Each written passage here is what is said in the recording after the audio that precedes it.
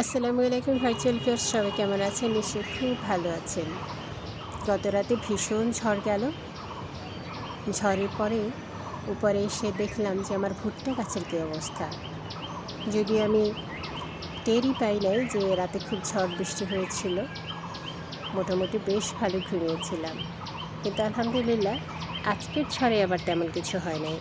এর আগের ঝড়ে সেটা দিনের বেলায় হয়েছিল, সেই ঝড়ে মোটামুটি আমার গাছের অবস্থা খুব খারাপ হয়ে গেছিলো, যার জন্য আমি সাপোর্ট দিয়ে রেখেছিলাম। আর যারা মনে করেন যে ছাদে ভুট্টা চাষ সম্ভব না, বেসিক্যালি এটা একেবারেই ভুল ধারণা। এবং ভুট্টা গাছের কিন্তু কোনো যত্ন নেই, আপনি একেবারে যত্ন ছাড়াই করতে পারেন। অনেকেই ভাবেন যে আচ্ছা ফুল এসে গেছে, এখন হয়তো আমার আর ভুট্টা আসবে না, কিন্তু এটাও ভুল ধারণা। কারণ ভুট্টা গাছে অনেক সময় প্রথমে ফুল আসে, দেন এটাতে কিন্তু ফল চলে আসে। যদি আমি একটু দেখাই, দেখুন আমার এই গাছটাতে কিন্তু কোনো ফুল আসে নাই, কিন্তু আমার এখানে কিন্তু ভুট্টা আলহামদুলিল্লাহ চলে এসছে। আবার ভুট্টা ছাড়াও আসে, সেটা আমি দেখাবো পর্যায়ক্রমে। এবং আলহামদুলিল্লাহ ভুট্টাটা বেশ চমৎকার হয়েছে। এবং আমি এই গাছ যে লাগিয়েছি, এরপর আর কোনো যত্নআত্তির আমি কিছুই নেই। আবার এই ভুট্টা গাছটা কিন্তু বেশ ফুল আসছে। ওই পাশে আমার আরও কিছু ভুট্টা গাছ আছে, সেগুলোতে ফুল আসছে, এবং ফুল আসার পরেই কিন্তু সেটাতে একেবারে থোকায় থোকায় ভুট্টা চলে আসছে। আর ভুট্টা লাগানোর প্রসেসটা জানেন তো, এটা বাজার থেকে আমি চারা কিনে এনেছিলাম, দেন আমি লাগিয়ে দিয়েছি। আর মোটামুটি এটা 3-4 মাসের মধ্যে ফল চলে আসে।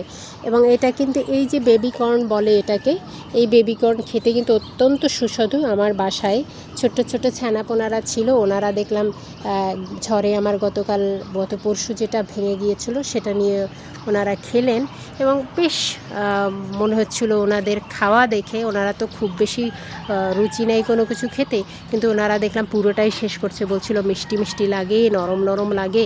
ওয়াও, আমার তো শুনে একেবারে সেই রকম অবস্থা। কিন্তু আমি যেহেতু রোজা রেখে আর আমার অবশ্য খাওয়ার অবস্থায় আমি ছিলাম না।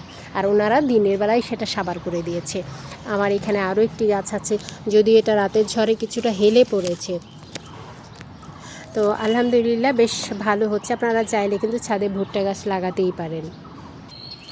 আমি যেটার কথা বলছিলাম যে ফুল আসার পরেও সেটাতে ভুট্টা আসে কি না, সেটার প্রমাণ হচ্ছে এই গাছটাতে প্রথমেই ফুল চলে আসছে, তারপর এখানে ভুট্টা চলে আসছে।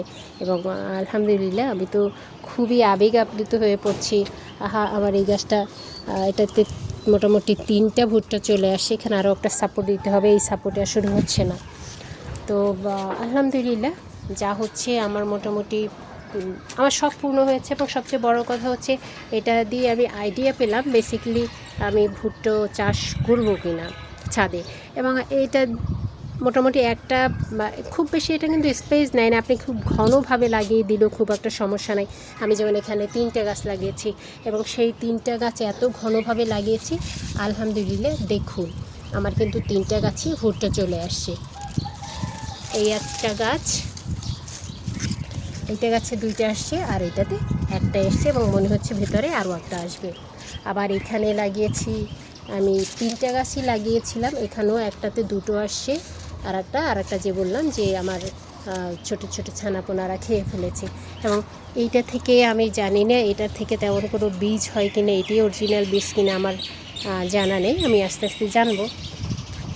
এটার ব্যাপারে একটা মজার আছে, আমি এই গাছগুলো কিনতে চাই না, মূলত মরিচ গাছ কিনতে গিয়েছি, সেই মরিচ গাছের সাথে সেই চারা বিক্রেতা আমাকে ভুট্টা গাছও ধরিয়ে দিল, আমিও সেই ভুট্টা কিনলাম, এবং আলহামদুলিল্লাহ আমি সফল। চাইলে আপনি কিন্তু সেটা করতে পারেন। আমি আর আমার ভিডিওটা বাড়াচ্ছি না, দেখা যাক আমি যখন ভুট্টা খাবো তখন আমি আপনাদের সাথে শেয়ার করবো ইনশাআল্লাহ। Thank you so much. আজকে পর্যন্তই, ভালো থাকবেন সবাই, সবার জন্য আমরা দোয়া করি। রমজানের একেবারে আজকে 29 রমজান এবং 30 রমাদান হবে, রহমতের মাস শেষ হয়ে যাচ্ছে, খুব কষ্ট লাগছে।